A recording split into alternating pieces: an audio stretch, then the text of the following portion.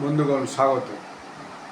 প্রথমেই আপনাদেরকে অনুরোধ করি আমার এই চ্যানেলটি আপনারা সাবস্ক্রাইব করবেন এবং ভিডিওটি লাইক ও শেয়ার করবেন এবং বেল আইকন ক্লিক করবেন। তারপরে আমি একটা ডিসক্লেমার দিই যে আমি যে নিউজগুলো জিওপলিটিক্সের এখানে আলোচনা করি, ব্যাখ্যা বিশ্লেষণ করি, সেগুলো মূলত ওপেন সোর্স ইনফরমেশন থেকে পাওয়া, ওপেন সোর্স নিউজ আউটলেটস থেকে পাওয়া। তো আজকে যে গুরুত্বপূর্ণ জিওপলিটিক্সের বিষয়ে নিয়ে আলোচনা করব সেটা 3টে দেশ সম্পর্কিত। 3টে কেন, আমরা বলতে পারি 4টে দেশ সম্পর্কিত। প্রথম হচ্ছে আমেরিকা, চায়না, ভারত এবং পাকিস্তান। এখন গতকাল আমেরিকা এই যে পহলগাম অ্যাটাকের যে দায়িত্ব নিয়েছিল টিআরএফ, প্রথমে সেই টিআরএফ দি রেজিস্ট্যান্স ফোর্স তাকে একটা টেরর আউটফিট বলে ঘোষণা করেছে। এই ঘটনাটার এই যে ঘোষণাটা করেছে এর পিছনে একটা বড় ঘটনা আছে।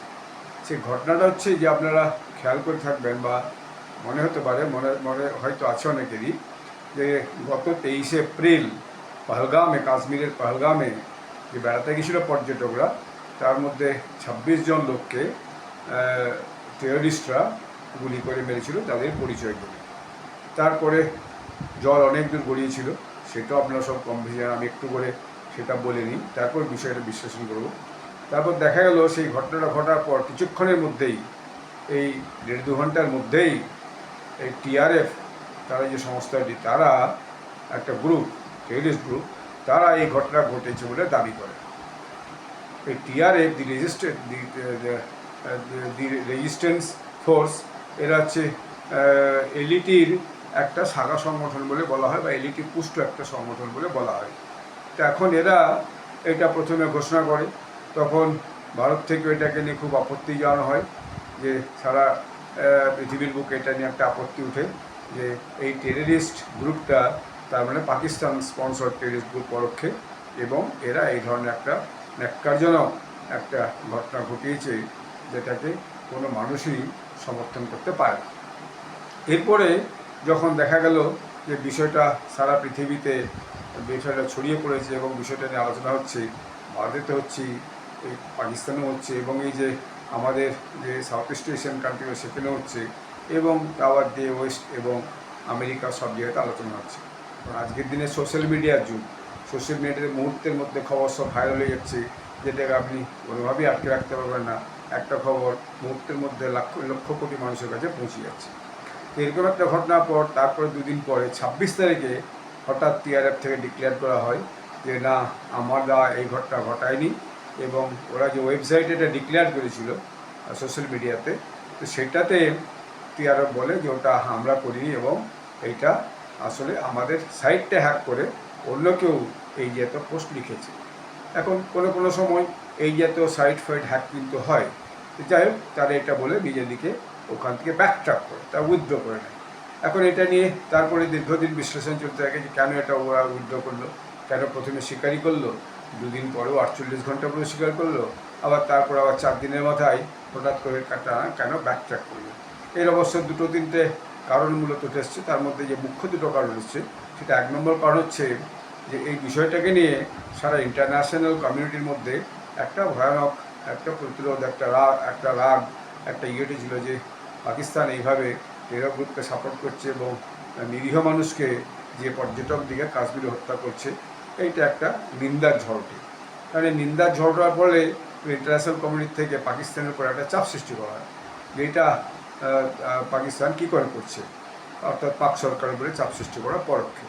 এবং এই চাপ সৃষ্টি করার ফলে পাক সরকারকে বাধ্য হয়তো যে এই যে গ্রুপটা, তাদেরকে বলতে যে তোমরা এই কথা উইথড্র করো, এবং এটা কোনো একটা কারণ দেখে এটা বন্ধ করো। এটা অনেক একটা অনুমান করছে, এর তো কোনো স্বাক্ষর প্রমাণ নেই, এইটা একটা আনুমানিক ব্যাপার। আরেকটা অনুমান করছে যে আসলে এইটা উইথড্র করার কারণ হচ্ছে 3-4 দিনের মধ্যেই ওই টিআরএফের যে স্লিপার সেল হয়তো কাশ্মীরে আছে, যারা এই সমস্ত খবরাখবর দেয়, যেমন কিছু লোক পরে ধরা পড়েছে, ভারতের যে এজেন্সি, তদন্তকারী এজেন্সির কাছে ওখানকার লোকের লোক ধরা পড়েছে, বেশ কয়েকজনকে অ্যারেস্ট করা হয়েছে, এবং তাদের কোর্টে বিচার হচ্ছে, তাদের এগেনস্টে কেস ফাইল হয়েছে। তো তারপর দেখা হলো এর ফলে যে কাশ্মীরি সেই কারপিজির মধ্যেও একটা একটা অ্যাঙ্গার, একটা রাগ উৎপন্ন হয়েছে। তার কারণটা হচ্ছে এর ফলে তাদের যে ব্যবসা, সেই ব্যবসায় মারফত যে পর্যটনের যে সম্ভাবনা কাশ্মীরে তৈরি হয়েছে, প্রতি বছর কয়েক কোটি লোক ভিজিট করতে যাচ্ছে, তাদের জন্য হোটেলে থাকা খাওয়া, তাদের জন্য গাড়ি ভাড়া, তাদের শিকারা ভাড়া, ডাল লেকে ঘোরার জন্য ঘর ভাড়া, হোমস্টেতে থাকা, ঘোড়ায় চড়ে ঘোরা, এই যে বিষয়গুলো, এই বিষয়গুলোতে ভীষণভাবে লাগাম টানবে এবং লোকের কাশ্মীর যাওয়া বন্ধ করে দেবে। এবং ফলে কী হবে, তাদের যে রুটি সেই রুটিতে টান পড়বে। যেহেতু লোকাল মানুষের মধ্যে যারা ওখানকার এই সমস্ত ব্যবসাদার এবং সাধারণ মানুষ যারা এই টুরিস্টদের গাইড হিসাবে মানে গাইড হিসাবে পরিষেবা দেয়, যারা ওখানে হোটেল চালায়, যারা গাড়ি চালায় এবং যারা অন্যান্য অনেক ছোটোখাটো ঘোড়ায় করে মানুষকে বেড়াতে নিয়ে যায়, এই সমস্ত যে সাধারণ মানুষ যাদের টুরিস্টদের কাছ থেকে একটা ভালো অঙ্কের টাকা রোজগার হচ্ছিল, তাদের কিন্তু সেই টাকা রোজগারটা বন্ধ হয়ে যাবে। এই একটা কারণে তাদের মধ্যে একটা রাগের সঞ্চার হবে। তো ফলে এইটা তখন ওই যে ইয়ারএফ গোষ্ঠী তারা অনুধাবন করতে পারে, বিভিন্নভাবে খবরাখবর পায়, তখন তারা এটার থেকে নিজেদিকে হাত গুটিয়ে নেওয়ার জন্য তারা ব্যাকটা করে। কিন্তু ক্ষতি যার হওয়া তার আগে হয়েই গেছে। প্রথমের দিকে কিছু হচ্ছে লিবারেল লোকজন বিভিন্ন জায়গাতে, বিশেষত দিল্লি এবং আশপাশ থেকে যে কাশ্মীরে যে খুব প্রচার করার চেষ্টা হচ্ছে, না কিছুই হয়নি, না কিছু হয়নি, না কিছু হয়নি। ভারতের মধ্যেও তো এরকম লোক বহু আছে যারা এই ঘটনাগুলোকে আরও লঘু করে দিতে চায়।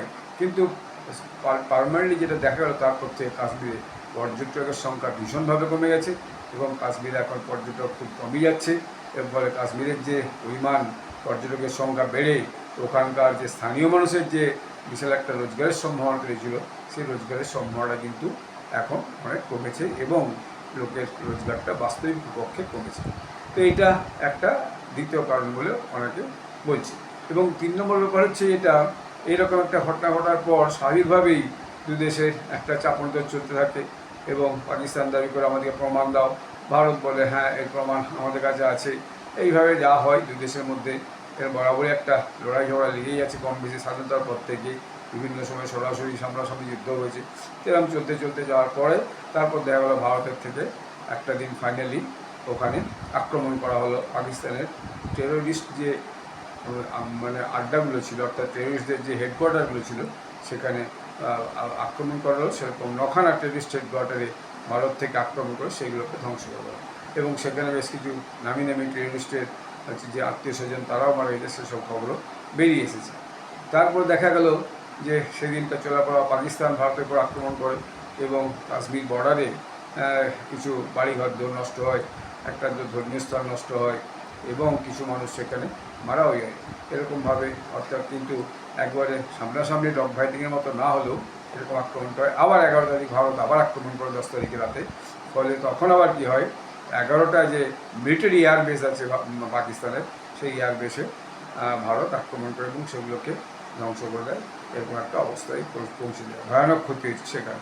পাকিস্তানও সেইভাবে ড্রোন ফোন দিয়ে আক্রমণ করে, কিন্তু ভারতের যে ডিফেন্স মিসাইলস ডিফেন্স সিস্টেম, সেইগুলো খুব কাজ করে এবং সে বেশিরভাগ ড্রোনকে কিন্তু তারা নষ্ট করে দেয়। এরকম একটা পরিস্থিতি চলার পর শেষ মুহূর্তে 3 দিনের মাথায় পাকিস্তানের ডিজিএমও ফোন করে ভারতের ডিজিএমকে বলে, ভারতের ডিজিএমও তারপর সেটা সিজফায়ার ঘোষণা করে এবং দেখা গেল 2.5-3 দিনের মাথায় যুদ্ধটা আপাতভাবে বন্ধ হয়ে গেছে। এবং এই জন্য বন্ধ করার পিছনে মিস্টার ডোনাল্ড ট্রাম্প তো আজ পর্যন্ত বহুভাবে দাবি করছেন যে আমি যুদ্ধটা বন্ধ করে দিয়েছি, ব্যবসা করবো না, ভয় দেখিয়ে বন্ধ করছি। এসব তার যেরকম বক্তব্য, এখন ডোনাল্ড ট্রাম্পের বিশ্বাসযোগ্যতা পৃথিবীর বুকে ভীষণভাবে কমে গেছে। কারণ তার কথায় আজ আমার কাল আমরা, এরকম টাইপের একই কথায় তিনি বিভিন্ন রকম কথা বলেন, সেটা তার কথা এখন আর খুব একটা গুরুত্ব দিয়ে যাচ্ছেন। যা তারপর থেকে ভারত পাকিস্তানের মধ্যে একটা সিজফায়ার কিন্তু চলছে। এরপরে যে পরবর্তী ঘটনাগুলো উঠলো, ভারত থেকে সর্বদলীয় 6-7টি দল, 6-7 জন 8 জন করে মন্ত্রী এমপি তাদেরকে পাঠানো হলো আপনার বিভিন্ন দেশে এই পোস্ট অপারেশন সিন্দুর এবং কী কারণে এইরকম একটা ঘটনা ঘটলো সেটা সারা ওয়ার্ল্ড কমিউনিটিকে বোঝাবার জন্য বহুগুলো দেশ, প্রায় অনেকগুলি দেশে পাঠিয়ে সেখানকার যে মিডিয়া, সেখানকার যে সরকারি লোকজন, সেখানকার যে ব্যুরোক্রেসি, সেখানকার যে নিজেদের পক্ষে নিজেদের বক্তব্যটা বলার জন্য সেখানে পাঠানো হলো এবং তারা খুব সাকসেসফুলভাবে বোঝানোর চেষ্টা করেছে এবং বুঝিয়েছে যে কীভাবে মানে স্টেট স্পন্সর টেররিজম এসে ভারতের উপর এরকম আক্রমণ করছে এবং নিরীহ মানুষকে কীভাবে খুন করছে, এটা তারা বোঝাতে সক্ষম হচ্ছে। তো ওয়ার্ল্ড কমিউনিটির একটা বড় অংশ ভারতের যেই উগ্রপন্থা বিরোধী যে স্ট্যান্ড, সেই স্ট্যান্ডটার ব্যাপারে অনেকটা কনভিন্স হয়েছিল। এরপর আরও অনেকগুলো পরপর ঘটনা ঘটেছে, যেমন ব্রিক্স মিটিং হচ্ছে ব্রাজিলে, সেখানে প্রধানমন্ত্রী যে বিভিন্ন দেশের সঙ্গে বাইলেটারাল টক করেছেন এবং ব্রিক্সের যে মঞ্চ সেখানে কথা বলেছেন এবং তার বক্তব্যে সারা পৃথিবীর লোকে শান্তি এবং শান্তির পরেই ব্যবসা বাণিজ্য, পরিবেশ এবং বাকি যে বিষয়গুলো নিয়ে আলোচনা হচ্ছে, শান্তিই যে মূল কথা এবং শান্তির প্রথম মূল কথা হচ্ছে উগ্রপন্থা দমন, এটা নিয়ে জোরদার তিনি যথারীতি সওয়াল করেছেন। এবার দিয়েও তিনি ব্রিক্স ছাড়াও তার আগে পরে আরও 4-5টা দেশ তিনি ভিজিট করেছেন, সেখানেও যে বিভিন্ন বাইলেটারাল চুক্তি করেছেন এবং সমস্ত দেশের নেতৃত্বের সঙ্গেই তিনি সে ত্রিনিদাদ টোবাগো হোক এবং আর্জেন্টিনা হোক, অন্যান্য যে দেশগুলিতে গেছেন সেখানে এই বিষয়টাকে সর্বাধিক প্রাধান্য দিয়ে বাকি কথাগুলো এবং কাজগুলো তিনি বলেছেন। এটাও একটা যে বেশ কিছু দেশে জনমত তৈরির একটা বিষয় তৈরি হয়েছে, কারণ নরেন্দ্র মোদীর উপর এই গ্লোবাল সাউথ, এই যে দেশগুলো, সেই দেশগুলোর একটা ভয়ানক ভরসা আছে, কারণ তারা দেখেছে যে একমাত্র একটি দেশ ভারতেই তাদের বিপদের দিনে তাদের পাশে গিয়ে হাজির হয়। এরপরে ডক্টর জয়শঙ্কর তিনি গেছেন বিভিন্ন দেশে এবং সেখানে যে তিনি সাংবাদিকদের সঙ্গে কথা বলেছেন, ভারতের স্ট্যান্ডটাকে, যে উগ্রপন্থা বিরোধী স্ট্যান্ডটাকে ভীষণভাবে সেখানে তিনি প্রচার করতে পেরেছেন এবং মানুষকে কনভিন্স করতে পেরেছেন। এরপর তিনি ওয়ার্ল্ডের মিটিংয়ে আসেন ইউএসএ, সেখানেও যে ইউএস স্টেট সেক্রেটারি মার্কো রুবিওর সামনে তিনি এই টেররিজমের এগেনস্টে খুব জোরদার বক্তব্য রেখেছেন। তারপর তিনি চায়নাতে গেছেন এশিয়া মিটিংয়ে, সেখানে যে তিনি বিষয়টাকে ভীষণভাবে রেজ করেছেন এবং 3-4টি ইস্যুর মধ্যে টেররিজমটা সবচেয়ে প্রাধান্য ইস্যু দিয়ে করেছেন। এরপরে এইরকম একটা পরিস্থিতির মধ্যে দেখা গেছে যে সারা পৃথিবীর বুকে এই টেররিজম বিরোধী একটা যে ভয়েস, একটা আওয়াজ, সেটা কিন্তু উঠতে শুরু করেছে এবং এর বাইরেও মধ্য এশিয়ায় যে ঘটনাগুলো ঘটছে মিডল ইস্টে, বিশেষত ইয়েমেনের হুতিরা যেভাবে রেড সিতে আক্রমণ করছে এবং যেভাবে হামাসের সঙ্গে ইসরায়েলের যুদ্ধ এখনও চলছে, যেভাবে সিরিয়াতে আবার একটা গৃহযুদ্ধ তৈরি হয়েছে এবং যেভাবে কঙ্গোতে একটা যুদ্ধ চলছে এবং যেভাবে আপনার হিজবুল্লাহ, লেবাননের হিজবুল্লাহরা যেভাবে বিভিন্ন সময় উগ্রপন্থা দিয়ে আক্রমণ করছে, এই সমস্ত ঘটনাগুলোও কিন্তু একটা যে ওয়ার্ল্ড কমিউনিটির কাছে একটা ভয়ানক চিন্তার ব্যাপারে দাঁড়িয়েছে যে সারা পৃথিবীতে বিভিন্ন জায়গায় এইরকম ঘটনা নিয়ে এরকম বিষয়গুলো কিন্তু ঘটছে। পাকিস্তানও কোনো অংশে কিন্তু উগ্রপন্থার বাইরে না, পাকিস্তানও কেপিকেতে উগ্রপন্থী হামলা হচ্ছে, বালুচিস্তানতে তাদের একটা তারা বলছে আমাদের একটা স্বাধীনতা যুদ্ধ চলছে। তা কোনো দেশ যদি নিজেরাই এই সমস্ত উগ্রপন্থী হামলার শিকার হয়, তারা আবার অন্য দেশের জন্য কেন উগ্রপন্থী যে কাজকর্মকে সাপোর্ট করছে, এটাই আজকে সারা ওয়ার্ল্ড কমিটির লোকজনের কাছে মস্ত বড় প্রশ্ন। তো এই প্রশ্নের ফলেই দেখা যাচ্ছে সব মিলিয়ে আমেরিকা, যে ডোনাল্ড ট্রাম্প যে এতদিন খালি ট্রেড করে বিভিন্ন দেশের সঙ্গে বার্গেন করতে যাচ্ছিল এবং কোনো দেশের সঙ্গে সে সুবিধা করতে পারছিল না এবং দেখা গেল সব দেশই শেষ পর্যন্ত তার নিজের মতোই চলছে এবং ভারতও এখন পরিষ্কার করে জানিয়ে দিয়েছে যে না, আমরা আমাদেরকে ওয়েস্ট এবং আমেরিকা যা খুশি চাকরি দিলে আমরা কিন্তু মেনে নেব না। যেমন ইউরোপিয়ান ইউনিয়ন বলেছিল যে ভারত যদি রাশিয়ার থেকে তেল কেনে তাহলে ইউরোপিয়ান ইউনিয়ন কিন্তু ভারতের সঙ্গে ট্রেড করবে না এবং অনেক বেশি ট্যারিফ চাপাবে। তো ভারত পরোক্ষে পরিষ্কার বুঝিয়ে দিয়েছে যে আমাদের 140 কোটি দেশের মানুষকে আমাদের যে সাপ্লাই, যে ফুয়েল সাপ্লাই, ডিজেল পেট্রোল যে সাপ্লাই, গ্যাস যে সাপ্লাই, সেটাকে বজায় রাখার জন্য আমরা রাশিয়ার থেকে তেল নেবো। এরপর আপনাদের যা ভালো বোঝা আছে আপনারা করুন, আমাদের থেকে কিছু আর আলাদা করে কিছু বলার নেই। তাহলে ভারত এখন তার স্ট্যান্ডটা ক্লিয়ার করছে যে আমরা কারোর সঙ্গেই কিন্তু আর এই ব্যাপারে কারো দাব দাবার কাছে, কারো প্রেশারের কাছে ভারত কিন্তু কোনোভাবে মাথান্ত করবে না, সে আমেরিকাই হোক আর সে ওয়েস্টই হোক, অর্থাৎ ইউরোপিয়ান ইউনিয়নের যে দেশগুলো আছে তারাই হোক। এই যে এখন এই টিআরএফকে ঘোষণা করে দেওয়ার পর, উগ্রপন্থী সংগঠন হিসেবে আমেরিকা ঘোষণা করে দেওয়ার পর, এখন পাকিস্তানের চিন্তাটা ভয়ানক বেড়ে গেছে। অর্থাৎ যে বিষয়টা এতদিন সবাই চেপে ছিল, এখন সেই বিষয়টা আর চেপে থাকছে না। এবং হঠাৎ আজকে সকালেই কি দেখা গেল যে আজকে সকালেই চীন আবার পাকিস্তানকে একটা ঝটকা দিয়েছে। অর্থাৎ চীন আবার এটাকেই একটা সত্যি বলে মেনে নিচ্ছে। অর্থাৎ আমেরিকার যে বক্তব্যটা, সেই বক্তব্যটা চীন আবার সাপোর্ট করে দিচ্ছে। কারণ আজকে সকালেই যে আমি দেখছিলাম এবিপি হিন্দি নিউজ, একটা নিউজ এসেছে, चीन ने पाकिस्तान को दिया बड़ा झटका, टीआरएफ के आतंकी संगठन घोषित होने पर बोला पहलगाम हमला की जिम्मेदारी टीआरएफ का है। এই যে এই বক্তব্যটা যে পাকিস্তান দিয়েছে, তো এই পাকিস্তানের বিরুদ্ধে এই বক্তব্যটা যে চীন দিয়েছে, এটা কিন্তু ভারতের কাছে একটা বিরাট ব্যাপার। তো চীনের এই বক্তব্যটা দেওয়ার পেছনে অনেকে আবার আলোচনা করছে যে আসলে চীন এর মধ্যেই নিজেও খুব একটা পাকিস্তানকে নিয়ে খুব একটা চিন্তার মধ্যে আছে। প্রথম তার যে সিপ্যাক প্রজেক্ট, সেই সিপ্যাক প্রজেক্টটা গভীরতলে বালুচিস্তানে যে পরিস্থিতি তৈরি হয়েছে, সেটাকে পাকিস্তান প্রশাসন বা মিলিটারি কোনোভাবেই অ্যামিকেবলি সে সমস্যাকে সমাধান করতে না পারার জন্য পাকিস্তান এর উপরে এই সিপ্যাক প্রজেক্টে চীন যে হাজার হাজার কোটি টাকা খরচা করেছে, সেটা তাদের এখন জলে যেতে বসেছে। তো সেটা একটা তাদের কাছে বড় চিন্তার ব্যাপার। দ্বিতীয়ত হচ্ছে, চীন দেখছে সত্যিই ভারত যে বক্তব্যটা বলছে এতদিন, সেই বক্তব্য সত্যি বক্তব্য যে পৃথিবীর বুকে সবচেয়ে বড় সমস্যা যদি এখন কিছু হয়, সেটা হচ্ছে পৃথিবীর উন্নয়নের পিছনে পৃথিবীর সমস্ত মানুষের কাছে সমস্ত সুযোগ সুবিধে, খাদ্য, বস্ত্র, বাসস্থান এবং ওষুধপত্র, অন্যান্য জিনিসপত্র পৌঁছানোর প্রশ্নে যে সবচেয়ে বড় বাধক ব্যাপারটা দাঁড়িয়েছে, সেটা হচ্ছে উগ্রপন্থা। বিভিন্ন দেশে তার একটা প্রভাব পড়ছে। চীনও আস্তে আস্তে বিষয়টাতে কনভিন্স হয়েছে এবং ডক্টর জয়শঙ্কর যে এসসিও মিটিংয়ে গেছেন, সেখানেও বিষয়টা মনে হচ্ছে কনভিন্স করতে তিনি সাহায্য হয়েছেন। তার সঙ্গে চাইনিজ প্রেসিডেন্ট শি জিনপিং আলাদা করে দেখা করার সময় দিয়েছেন এবং তার সঙ্গে কথা বলেছেন। এটা খুব একটা গুরুত্বপূর্ণ ব্যাপার। এটা আমি আগের একটা ভিডিওতে বলেছি, আপনারা সেটা দেখতে পারেন। এবং চীন আরেকটা জিনিস দেখছে যে পাকিস্তান সবসময় দু নৌকোয় পা দিয়ে চলে, অর্থাৎ নিউট্রাল স্ট্যান্ড তো নেয়নি, প্রয়োজনে টাকার জন্য আমেরিকার কাছে পৌঁছে যায় এবং আমেরিকার কাছ থেকে যাবতীয় সাহায্য নেয়, আবার আমাদের কাছ থেকেও সাহায্য নেয়। এই দু নৌকার নীতিতে আবার আমেরিকার হচ্ছে চীনের উপর ভয়ানকভাবে ট্যাক্স চাপাচ্ছে।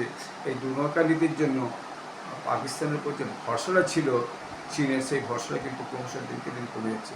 তখন চায়না এখন ভাবতে শুরু করেছে ভারতের স্ট্যান্ডটা অত্যন্ত গুরুত্বপূর্ণ এবং এই আমেরিকাকে এখন যদি এই যে ট্রেড ওয়ার, এই যে বাণিজ্য যুদ্ধ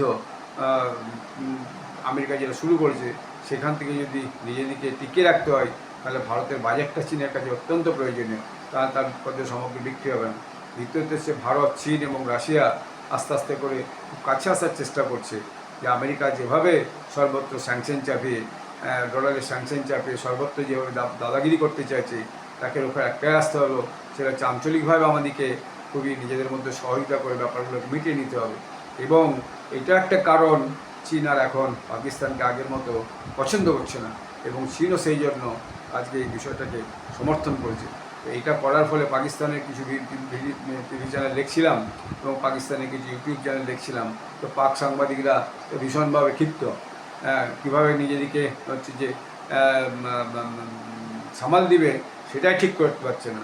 চেঁচিয়ে মেচিয়ে দেখছিলাম কিছু সাংবাদিক, কোনোভাবে বোঝানোর চেষ্টা হচ্ছে যে পাকিস্তানের কোনো হাত নেই, পাকিস্তানকে শুধু শুধু দোষারোপ করা হচ্ছে এবং ভারতই বলে আমেরিকাকে যেটা টিআরএফকে বন্ধ করার চেষ্টা। ভয় হয়েছে পাকিস্তানের যে আরও যে সমস্ত সংগঠন, উগ্রপন্থী সংগঠন পাকিস্তানে হয়তো আছে, তারা তাদের এগেনস্টে আবার না স্যাংশন হয় বা বাতিল হয় তাদের, এবং পাকিস্তানের এগেনস্টে আবার না স্যাংশন হয়ে যায় এবং পাকিস্তান যে লোন ফোন IMF এবং ওয়ার্ল্ড ব্যাঙ্ক থেকে দিচ্ছে, সেই সমস্ত না বন্ধ হয়ে যায়, তখন পাকিস্তানের মস্ত বড় সমস্যা। এই জন্য তারা এখন চেঁচামেচি করে কোনোভাবে সাংবাদিকরা বেরোছে প্রমাণ করার চেষ্টা করছে যে এই যে বিষয়টা, সিদ্ধান্তটা আমেরিকা বলেছে, এই সিদ্ধান্তটা সঠিক নয়, এইভাবে নিজেদের নির্দোষ প্রমাণ করার চেষ্টা করছে।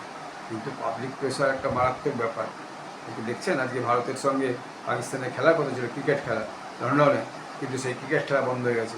ভারতের টিকিট বিক্রি করে বন্ধ হয়ে গেছে, এত একটা গুরুত্বপূর্ণ ম্যাচ বন্ধ হয়ে গেছে এবং টিকিট আগের থেকে চুক্তি হওয়া সত্ত্বেও টিকিট বিক্রি পরেও সেই ম্যাচ কিন্তু ক্যান্সেল হয়েছে। কারণ ভারতেও পাবলিক প্রেশার এত বেশি যে দেশের সঙ্গে এরকম সম্পর্ক, যারা ক্রমাগত ভারতের উপর ভারতের রক্তক্ষয় করে চলেছে, তাদের সঙ্গে আবার সদ্ভাব কিসে, তাদের সঙ্গে আবার খেলাধুলা কিসে।